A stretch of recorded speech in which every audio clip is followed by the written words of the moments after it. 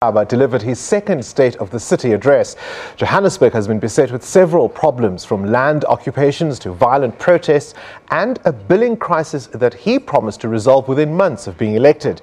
Derelict buildings in the city centre have become havens for crime, with the phenomenon of hijacked buildings rented out to unsuspecting, desperate homeless people. The mayor has also vowed to rid the city of undocumented immigrants. He has also announced a new job seekers initiative to address unemployment in the city. Well, he joins us live now in the studio to deal with all of the issues that I have raised. Good evening to you, Mr. Mayor, and thank you for joining us. Thank you very much, Bongan, and good evening to the listeners. Of course, thank you so much for giving me and the city of residents of the city of Johannesburg the opportunity to really discuss all this very important issues you've raised. Now, you've built your career in the private sector. Do you look back now and feel that it was maybe a bit of a Sunday picnic because life is hot in the hot seat?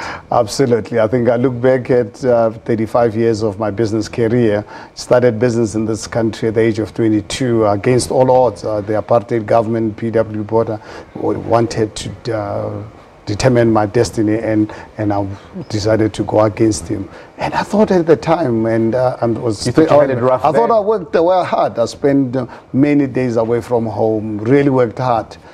And I look back, I've been in this office, just over 20 months. I can tell you, this is almost an impossible job, almost impossible. But at the same time, I mean, at my age, almost 59 years of age, I think it's such a huge privilege my country has given me and rewarded me handsomely as a businessman. And this is, I think for me, I take it as a payback time. Well, let's talk about, how hard it is. You made campaign promises, as politicians tend to do, and not all of them have been easy to fulfill. The billing crisis would be first of mind. Well, I think if you really look at this, the achievements that we've made, they are totally unbelievable, because I'm sure, let us not forget that elections happened on the 3rd of August 2016. 7 weeks before that time, the previous administration approved the budget, and the legislative framework in this country demanded of me to run with this budget until the end of June. And you can imagine now you take over a budget and IDP that you had no say whatsoever. I take over an administration put together, not by me, by the previous administration. I discover in the process 170 billion rands worth of infrastructure, the backlog. At the time, 190 informal settlements, half of them with no basic services whatsoever. The list goes on and on. Corruption for me, it's one of those painful inheritance of the city of Johannesburg. So, yes, and so I've been in government for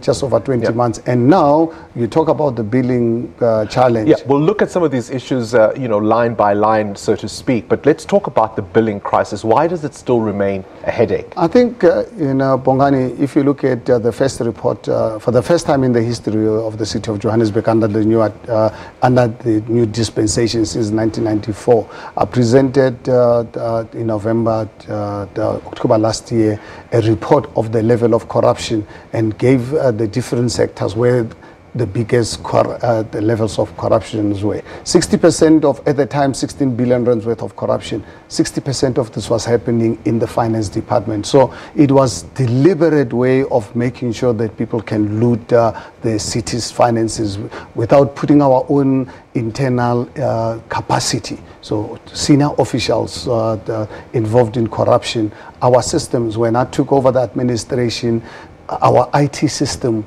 totally dependent on service providers. The city not having its own IT system to control, to have the necessary controls. So I think for me, the billing system that the city of Johannesburg experienced over these years was a deliberate attempt to make our city an ATM without this thing. So we are right now employing professionals, public service servants. Right now, I've got a new acting group financial officer.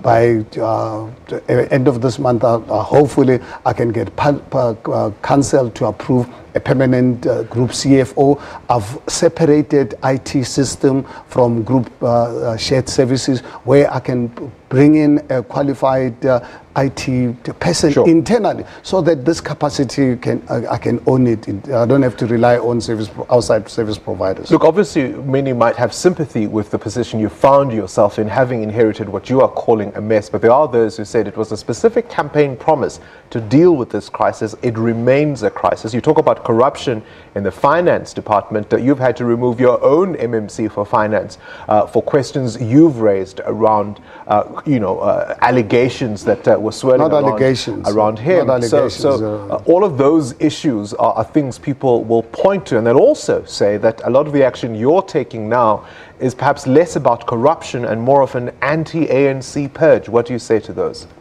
I wonder what does the ANC as an organization come into play on this particular matters, when I have 16 billion rands worth of corruption in the system, not hearsay. It is public knowledge, so please go into the city's website. That report is there for anyone to actually see the level of corruption. What's the worst example you found? The worst one, I think for me, it's actually quite worrying. 2.3 billion rands. At a time when I discovered this level of corruption, there's a company called the city formed called MTC, the Metro Trading Company. We bought the broadband from the private sector. Private sector approached the city of Johannesburg to build a network capacity so that we can be a world-class city with our own capacity. But the private sector came in with their own money.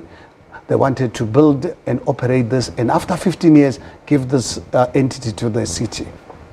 What happened? The city just decided for some reason to buy this business for 1.3 billion. And then in the process of investigation, documentations destroyed. I had to go to the High Court to get some of the officials to give us access to their machines. And fortunately enough, some of the big legal firms, some of the big auditing firms, they're coming to the party because I'm obviously getting them to cooperate. Now, an extra billion rands discovered in the process. So this whole entity cost the city 2.3 billion rands without the city having the capacity to run this broadband. You've also mentioned in recent days of an investigation that's looking at companies linked to at least 2 members of national cabinet. What can you say about that? It's exactly the same one where the people, ministers, who are benefited to the tune of 200 million. Who are the ministers? The report will be out soon. So can you not name them at this stage? The report will be out soon. These are current members of cabinet? Current. Ask the ANC, they know about it. In fact, one of their senior members on Friday during the debate mentioned the names. It is not up to me. That obviously illustrates that they know who the people are. I will when I release the full report, that's when the people of Johannesburg can know and see where that 2.3 billion rands went to. We've seen in recent days parts of the city aflame. We've seen violent protests, land occupations. People are crying out for service delivery. Have you been on the ground in some of those hot spots in the south of Johannesburg and given leadership there? Let me tell you something about this particular protest that we are seeing, driven by 2 events. Last year, this time, I'm sure you're aware, we had protests in some of the areas. And the then Minister of the Human Settlement, Mr. Solu, and Paul Mashatile, who was a copter, wanted me to get involved with them. And I was happy to work with them. But what I found obviously quite disturbing was for us to go out and make promises to the residents without actually showing the money, where it's well and good we can say to the communities we are going to build houses. But have you been on the ground? Have you yourself, no, fortunately enough, I've got there to speak to the people to give them assurance that you're in charge of the situation? As you are aware, the last few days I had the State of the City address, I had the debate on Friday and so forth. But I've had my Human Settlement MMC of Housing dealing with this So you yourself haven't been to some of those communities to address the people directly as their mayor? Not this time, not the last few days, but I'm out doing public consultations. I'm right in the middle of IDP session. So tomorrow this time I'll be running my IDP sessions because I have a legislative responsibility to ensure that when I put together a budget that I'm putting to council on the 25th, this budget I have. But surely, Mr. Mayor, you'll appreciate that if we look at some of the visuals, even on the screen as you know, we're showing now, if that's what's happening in parts of your city, your presence is required on the ground. You can postpone some of these meetings, you can postpone some of these pressures. The situation on the ground demands your attention. Surely visibility is part of fortunate enough, I think the residents of the city of Johannesburg, they know when it is time for me to really be on the ground, because I spend most of my time on the ground in the communities. But at the end of the day, with all these issues going throughout the city, and some of them are actually politically driven, it is not really possible. You can imagine, I hope you don't expect me, I must miss an IDP session, because if I miss an IDP session, I can assure you there's no way that I can present budget to council, because it's a legislative requirement that when you put together a budget for the community, you've got to engage those communities. I'm not doing them a favor. I have a constitutional responsibility. So many issues to deal with, crumbling infrastructure, the debt of the city. You've spoken about how the NPA has been hampering your efforts to fight against corruption. But I suppose before we let you go, I'll ask you one more question, a naughty one perhaps. Your party, the Democratic Alliance, finds itself constantly scoring own goals. Your counterpart in the city of Cape Town looks set to go. There have been issues around race. What on earth is going on in the DA? Well, I think the DA, as a party that is growing and growing in leaps and bounds, as a party that actually represents the future of this country, you are bound to really have these own goals. And I think they are unacceptable. That is why I've actually come out quite open last night when I saw what was happening. I penciled an opinion piece to say to all these people who are in our party creating this nonsense, to say, guys, this must come to the end, because our party cannot be the party that is there to represent the white or interest. We are a party that is there to ensure that we build a non-racial, equal society. So yes, absolutely agree with you that these are our own goals, but I think some of us need to stand up and make sure that I think we counteract this, because the DA is based on the values of freedom and fairness and equal opportunity for our people. We cannot accept a situation where people think that we are there to defend them. We are there to defend all South Africans, black and white, to ensure that they can inherit a better South Africa than the one that I was born and raised in. You say that life in politics is tough compared to business, but I think you're doing just fine. Spoken like a politician. Mr. Mayor, thank you very much for your time this evening. That was, of course, the Executive Mayor of the City of Johannesburg.